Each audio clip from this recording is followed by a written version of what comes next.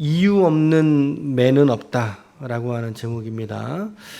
어제 말씀은 포도원의 노래를 통하여 포도원의 농부가 되신 하나님의 실망하시는 모습, 더 나아가서 하나님의 절망, 이런 표현들이 좀 어울리지 않으시죠? 하나님이 어떻게 절망하시겠어요? 그러나 그런 모습까지도 우리가 생각해 볼 수 있는 그런 하나님의 어떤 실망스러운 모습들을, 하나님이 실망하시는 모습을 우리가 보게 됩니다. 기름진 밭이었어요. 아니죠. 기름진 산이었어요. 그리고 그곳에 좋은 밭에 최상급의 종자를 뿌렸죠.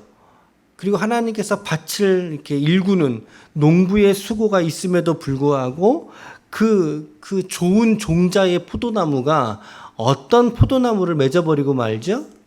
들포도라고 했습니다. 들포도를 맺고 맙니다. 그것이 이스라엘의 영적인 모습이었고 그것이 또한 우리의 모습과도 상당히 유사하다는 것입니다. 그래서 그들은 심판을 받게 되죠. 최악의 흉작을 경험하게 됩니다. 220터, 220리터나 되는 씨앗을 뿌렸는데 고작 21리터밖에 걷어들이지 못하는, 열흘 가리의 밭에서는요 보통 11,000리터 정도가 되는 포도주를 수확하는 게 일반적인 평작이랍니다. 근데 21리터밖에 포도주를 내지 못했잖아요. 그러니까 엄청난 흉작이죠. 그러한 시험에도 그들은 결국에 깨닫지 못한 채로 무절제에 빠져버렸습니다. 아침부터 저녁까지 뭘 마셨어요? 어제 말씀해 보니까 술에 취하고 독주에 취해서 하나님의 하시는 일에는 조금도 관심이 없는, 죄에 있어서 너무나도 무기력한 인간의 모습을 보여주고 있어요. 그래서 오늘 본문의 말씀은 그러한 그들의 죄악상을 계속 연이어서 고발하고 있는, 어제의 말씀의 죄 고발과 연장선에 있습니다. 이게 지금 5장이라고 하는 같은 장 안에 있잖아요. 뭔가 새로운 게 있는 것이 아니라는 거죠. 계속 연이어서 죄를 고발하고 있는 이사야의 말씀을 보게 되는 거예요. 근데 이런 모습은 들포도를 맺었던 그들의 모습이 어떤 모습인가? 좋은 포도나무를 심었음에도 불구하고 들포도를 맺었던 그들의 실체가 무엇인가에 대해서 마치 그림책처럼 이렇게 그려지고 있는 그런 인상들을 우리가 받을 수 있다는 것입니다. 하나님께서 그들이 들포도를 맺었다라고 고발하시면서 그 들포도 열매가 무엇인가에 대해서 이제는, 어제는 무절제하고 술취함이라고 어제 말씀은 이야기했다면, 그렇게 영적으로 고갈된 상태라면 오늘도 연이어서 들포도의 열매가 무엇인지에 대해서 말씀하고 있는데, 먼저 한번 말씀을 관찰해 보죠. 이 시간에 18절에서 24절까지에 있는 말씀 중에 몇 번이나 화 있을진저라는 단어가 반복되어져 있는지 한번 보세요. 몇 절에 화 있을진저라는 말이 있죠. 단어가 기록이 되어져 있지요. 말씀해 보면 18절에 한번 기록되어져 있죠. 18절, 그리고 20절, 21절, 22절. 그렇죠. 예, 잘했습니다. 이렇게 4번에 걸쳐서 화 있을진저라고 했단 말이죠. 그러면서 그 화가 왜 있을 수밖에 없느냐라고 하는 것을 그 뒷부분이 이어서 설명해 주고 있는 이런 구조를 가지고 있거든요. 그럼 첫 번째 화 있을진저는 어디에 있습니까? 18절에 있지 않습니까? 18절 말씀 어떻게 되어 있어요? 거짓으로 끈을 삼아 죄악을 끌며 수레줄로 함같이 죄악을 끄는 자는 화 있을진저라고 하면서 그들의 어떤 그 속성이 무엇인지를 뒷구절이 설명해 준다는 거죠. 19절 말씀이 앞에 있는 화 있을 사람에 대한 내용들을 설명해 주고 있는 거예요. 왜 화가 있을 수밖에 없느냐? 오히려 그들이 하나님에게서 하시는 일들이 무엇인지 자기들에게 오히려 알리라. 그렇죠. 뭐라고 돼 있어요? 우리에게 보게 할 것이며 우리가 알게 할 것이니라 라고 하나님을 마치 조롱하고 있지 않습니까? 하나님 언제 그 일이 이루어질지 얼른 우리에게 보여내 보십시오 라고 말한다는 거죠. 이게 첫 번째 화 있을진저의 사람들의 속성입니다. 두 번째는요, 20절에 나왔어요. 선을 악하다고 말하고, 그렇죠. 악을 선하다고 말하고 선을 악하다고 하는 사람들이 화가 있다는 것입니다. 여러분, 하나님이 한 번 선하다고 한 것은 영원토록 선한 것인 줄로 믿습니다. 하나님이 선하다고 그랬으면 그거는 어떤 일이 있어도 그건 선한 것입니다. 그러니까 이 단락에서 말씀하고 있는 것은 뭐겠어요? 하나님의 하신 말씀의 진리를 거스리는 자들이 화가 있다는 것입니다. 이 말씀의 의미는 두 번째. 그 다음에 세 번째 화 있을진저는 21절에 있죠. 스스로 지혜 있고 스스로 명철하다고 하는 자가 화가 있다는 것이죠. 교만한 자를 말하는 거죠. 교만한 자. 바로 이스라엘과 유다가 이렇듯 스스로 교만한 죄에 빠져버렸다는 그런 이야기입니다. 고발입니다. 네 번째 화 있을진저는 22절에 있습니다. 22절 같이 읽어볼까요? 시작. 포도주를 마시기에 용감, 독주를 잘 빚는 자. 이 사람들이 화가 있다라고 말하죠. 제가 몇 주 전에 저희 그 주일날 우리 교회 간식 중식에 간식을 드리잖아요. 그거 준비하려고 저기 의정부의 코스트코를 잠깐 갔었거든요. 거기에 보니까요, 술이 종류가 얼마나 많은지 몰라요. 그 중에 가장 독한 술이 어떤 술인지 아세요? 나는 세상에 맥주가 가장 독한 술인 줄 알았어요. 근데 그렇지 않아요. 혹시 럼주라고 들어보셨어요? 별술을 다 봤어요. 그냥 이게 몇 도인가 이러고 이제 도수를 보다가 럼주라는 술이 있는데 그게 47도예요. 47도.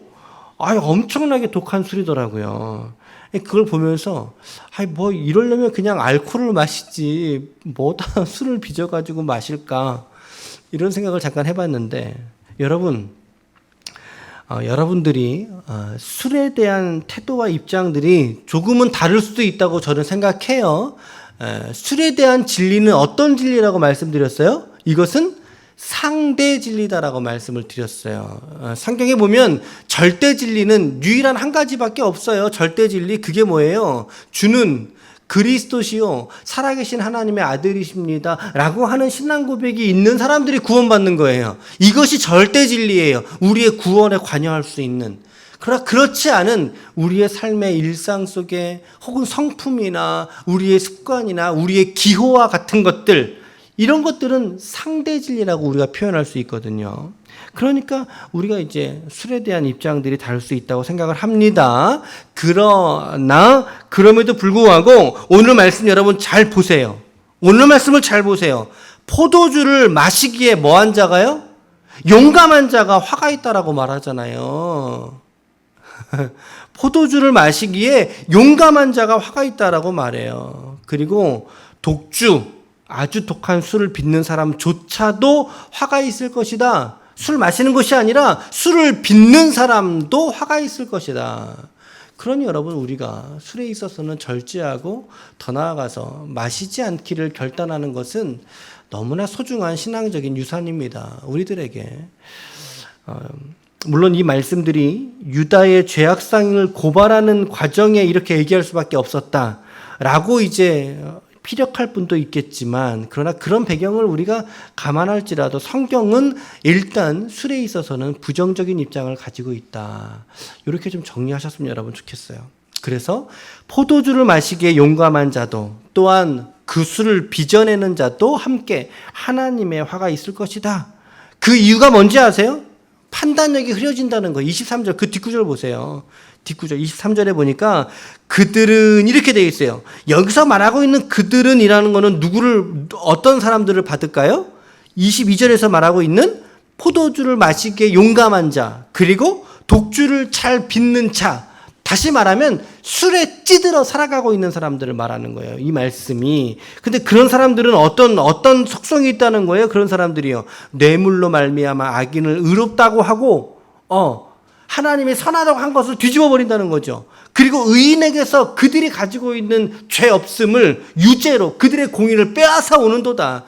뇌물을 받고 판단을 굽어버리고 의인의 무지함을 바꾸어서 오히려 유죄라고 선고하는 그런 모든 일들이 결국에 이렇게 까고 봤더니 술 취함에서 비롯되는 악한 행동들이라는 거죠. 술 취함에 기반되어 있다는 거예요. 그래서 이들의 결론이 뭐냐면요. 24절이 이들의 결론이에요. 24절, 25절인데 24절이 이들의 결론이에요. 같이 한번 읽어볼게요. 24절 화 있을진저의 결론. 24절 시작. 이로 말미암아 불꽃이 그루터기를 삼킴같이 마른 풀이 불 속에 떨어짐같이 그들의 뿌리가 썩겠고 꽃이 티끌처럼 날리리니 그들이 만군의 여호와의 율법을 버리며 이스라엘의 거룩하신 이의 말씀을 멸시하였습니다. 이것이 들포도 열매를 맺는 나무들마다의 결국이라는 거죠. 이것이 그들의 결론이라는 거예요. 저는 이 대목에서 요한복음 15장에 예수님은 포도나무여 우리는 가지라. 우리가 열매를 잘 맺는 방법은 그 가지에 잘 붙어있는 원가지. 여러분 주님보다 더 좋은 가지가 어디 있겠어요.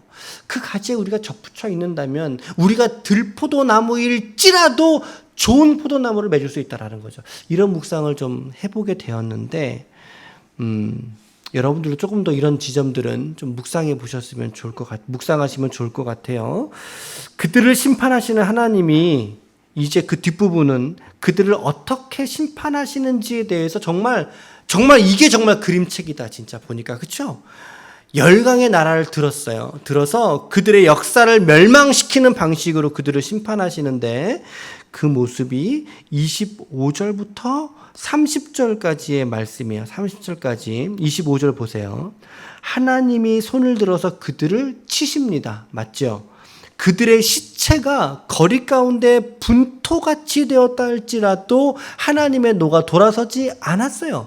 하나님의 심판의 손이 여전히 펼쳐져서 이스라엘을 강타하고자 펼쳐져 있다라고 성경은 기록하고 있어요. 여러분, 시체가 분토가 되었다. 분토가 뭐겠어요? 아주 흙 중에서도 아주 이렇게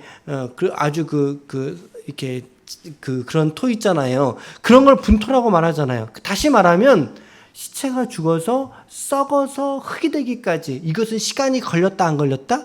시간이 걸렸다는 걸 의미하죠.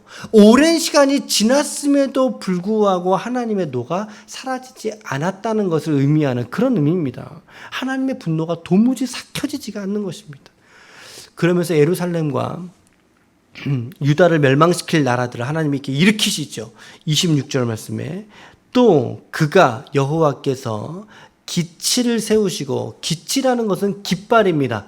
전쟁 나갈 때 있잖아요. 전쟁 이렇게 두둥하면 전쟁 나갈 때 가장 앞자리에 서는 게 뭐예요? 깃발이지요.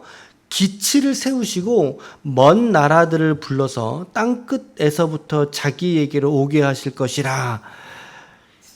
그러면서 그 군대의 모습을 아주 기가 막히게 묘사하고 있어요. 저는 이 말씀을 읽으면서 참 어쩌면 이런 묘사력이 이렇게 좋을까? 어쩜 이렇게 기록할 수 있을까? 신기할 정도로 이스라엘을 심판하려고 다가오고 있는 군대의 모습을 묘사하고 있지 않습니까? 27절부터 30절, 27절에서부터 30절 이 말씀은 같이 한 번 더 읽어볼게요. 조금 빠르게 읽어볼게요. 시작.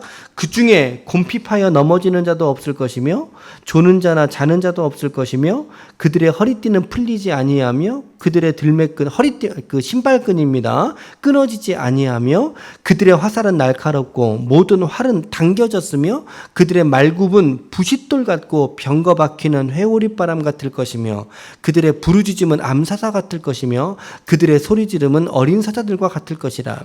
그들이 부르짖으며 먹이를 움켜 가져가 버려도 건질 자가 없으리로다. 그날에 그들이 바다 물결 소리같이 백성을 향하여 부르짖으리니 사람이 그 땅을 바라보면 흑암과 고난이 있고 빛은 어두움에 가려서 어두우리라. 오늘 한 가지만 적용해 보겠습니다. 오늘 제목에서 말씀드린 것처럼 이유 없이 맞는 매는 없다는 사실입니다. 오늘 이스라엘의 모습을 보면 정말 이 네 가지의 화 있을진저 들포도의 열매, 이 모습에서 우리가 읽다 보면 정말 이 사람들 좀 혼나야 되겠네, 정말 좀 맞아도 싸다 라고 하는 생각이 절로 드는 대목이지 않아요? 하나님이 이들에게 손을 대실 때 정말 이유 없이 원인 없이 이들에게 그렇게 대하는 것이 아니라는 것을 우리가 보게 됩니다. 하나님의 기대가 있었고 그들을 그 땅에 심으실 때에 하나님이 그들에게 바라고 원하시는 수준에서의 도덕성 혹은 사회 건전성, 더 나아가서 여호와 신앙에 있어서 결코 실패하지 않을 것을, 그 기대를 가지고 하나님이 그들을 그 땅에 심으셨다라는 거죠. 그러나 하나님의 이스라엘과 유다를 향한 기대가 있었음에도 불구하고 어제 말씀에 5장 7절 말씀 보세요. 5장 7절 말씀 같이 읽어볼게요. 시작. 무릇 만군의 여호와의 포도원은 이스라엘 족속이요 그가 기뻐하시는 나무는 유다 사람이라. 그들에게 정의를 바라셨더니 오히려 포악이요 그들에게 공의를 바라셨더니 도리어 부르짖음이었도다. 하나님의 기대가 있었다라는 거죠, 분명히. 그러나 그럼에도 불구하고 그들이 들포도를 맺는 삶을 살고야 말아버립니다. 그래서 오늘 본문은 그 들포도의 열매가 무엇인지 구체적으로 나열하고 있는 것을 본다면 우리는 이 하나님의 심판이 결코 과하지 않았다, 정당했다는 것을 깨닫습니다. 그러나 우리가 묵상해야 될 지점은 오늘 우리들도 이렇듯 맞을 일들이 많이 있음에도 불구하고 우리의 모든 맞을 매와 정죄와 판단을 우리는 예수님이 대신 맞으셨고 예수님이 대신 짊어지셨다라고 하는 진리입니다. 그 진리가 오늘 우리를 살게 한다는 사실입니다. 이사야 53장 5절 말씀에 보면 그가 찔림은 우리의 허물 때문이요 그가 상함은 우리의 죄악 때문이라. 그가 징계를 받음으로 우리는 평화를 누리고 그가 채찍에 맞음으로 우리가 나음을 입었도다 라고 기록하고 있습니다. 그가 우리를 대신해서 맞았다라고 성경이 아주 노골적으로 설명해 주고 있습니다. 저는 이 본문의 묵상에서 역시 그리스도의 십자가에서 여러분과 저의 시선이 오늘 떨어지지 않기를 축복합니다. 이들의 역사 속에 그들의 몸이 하나님의 매를 맞았지만 그러나 우리는 대신 맞아주신 분이 계시다라는 것입니다. 바로 예수 그리스도, 우리의 구원자이신 그리스도 예수, 오직 그 한 분 주님이 우리의 맞을 매조차도 대신 맞아주신 줄로 믿습니다. 이것이 바로 십자가의 역설입니다. 십자가의 조화입니다. 십자가의 아찔한 교환입니다. 우리의 죄를 가져가시고 그리스도의 공의를 우리에게 덮어주신 사건입니다. 하나님께서 우리에게 찾으시는 죄의 열매는 예수님의 죽음으로 대신 찾으셨고 예수님의 죄 없으신 공의를 우리에게 덮어 씌워주신, 우리의 맞을 매를 예수에게 씌우시고 예수의 무죄를, 우리의 유죄를 찾아가시고 예수의 무죄를 우리에게 주신 사건, 이것이 바로 십자가의 사건이죠. 하나님의 공의와 사랑이 만나는 은혜의 자리, 그리고 그 은혜의 자리에 오늘 저와 여러분들이 오늘의 시간들을 살아가고 있는 줄로 믿습니다.